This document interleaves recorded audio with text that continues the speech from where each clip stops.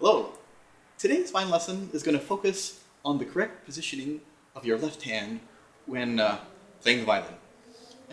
But before I do that, I just wanted to cover a fundamental idea of music theory, the idea of half steps and whole steps. So what are half steps and whole steps? I'm going to sing for you now what they call in music theory the chromatic scale.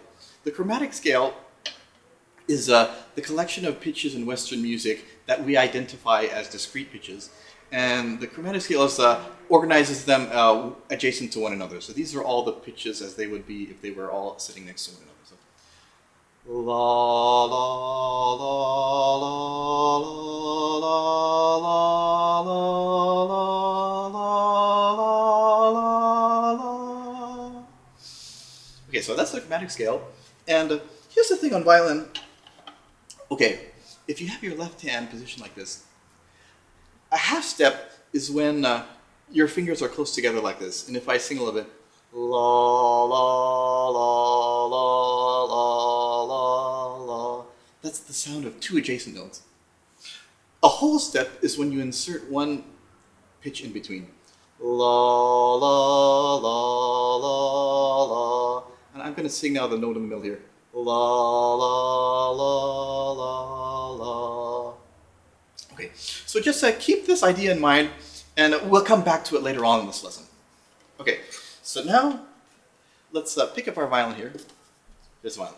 And just to review from a previous video, is the violin, you rest it on your collarbone, you point the neck 45 degrees to the left. Okay, so now we're correctly holding the violin on the chin. Okay, so what do we want to do when correctly positioning the left hand? First thing, you want to hold the violin, contact the neck of the violin in 2 points with your thumb, tip of your thumb here on one side of the neck, and you want to cradle the violin right here at the base of the first joint of the first finger. And some things to keep in mind, you want this part of your wrist to be straight. A common mistake that beginners make is that they go like this. This kind of positioning will create problems later when you try to do more advanced techniques. So you want to keep that wrist straight. Another common problem you'll see is if you let the neck sink all the way to the web of your finger.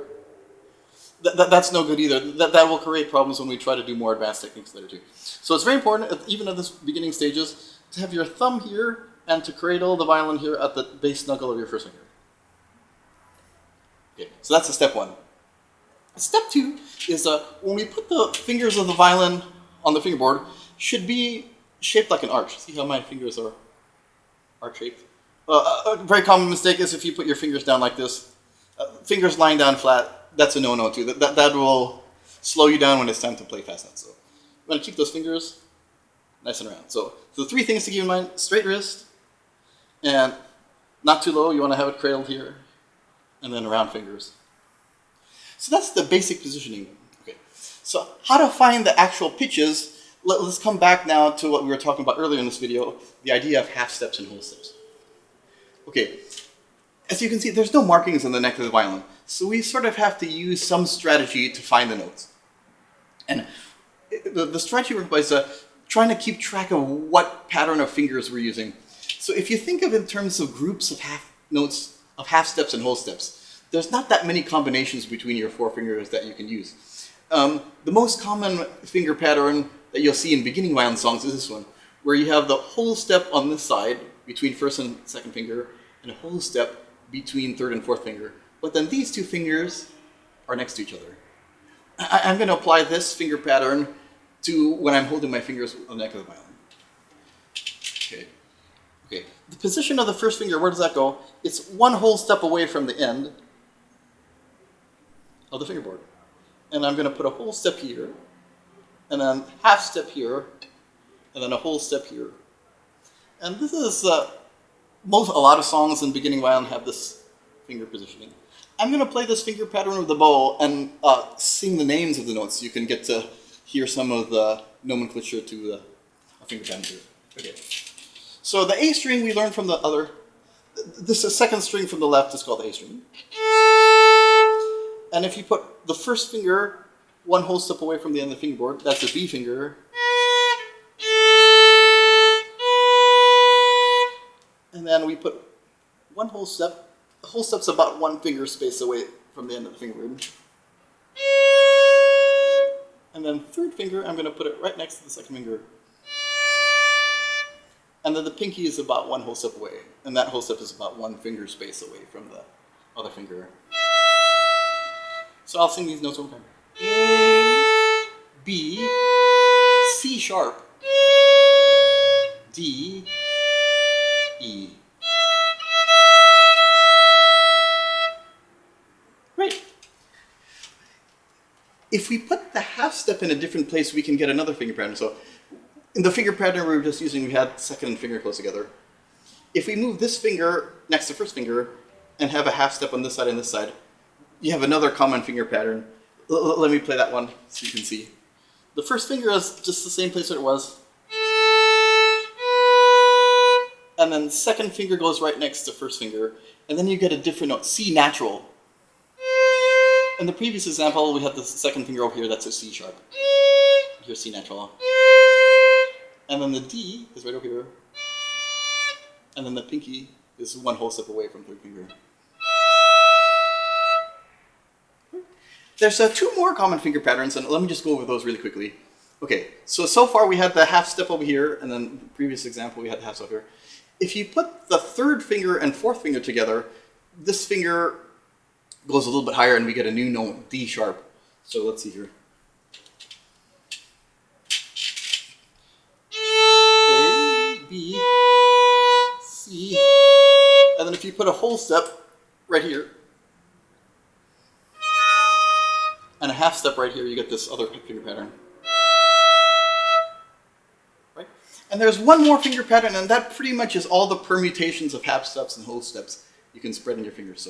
So this one is if you put a whole step between everything. And that one looks kind of like this.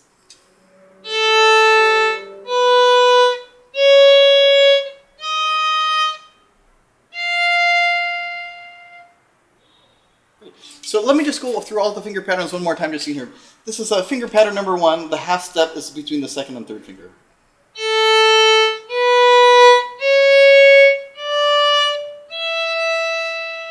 And then if you put the half step between first and second finger, you get finger pattern number 2.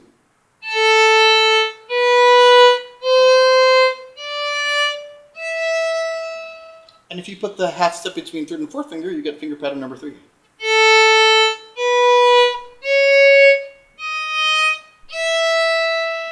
And if you put the half step, a whole step between all 4 fingers, then you get that finger pattern number 4.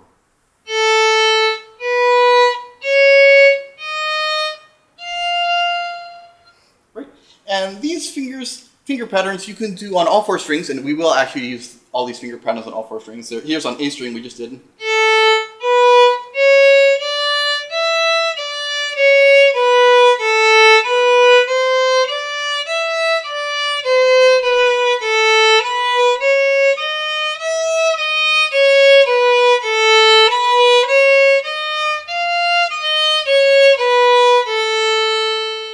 And we can do this finger pattern on all 4 strings. Here on the E string is this one, all the way at the end.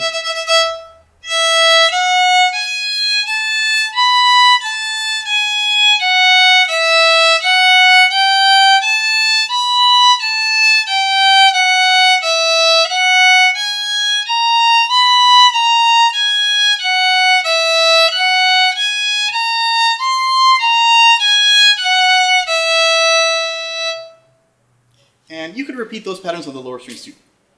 Great. So I think that's enough for this video. We'll continue next time, and I'll show you how to apply these finger patterns and also some bow tricks on our next video. Talk to you soon.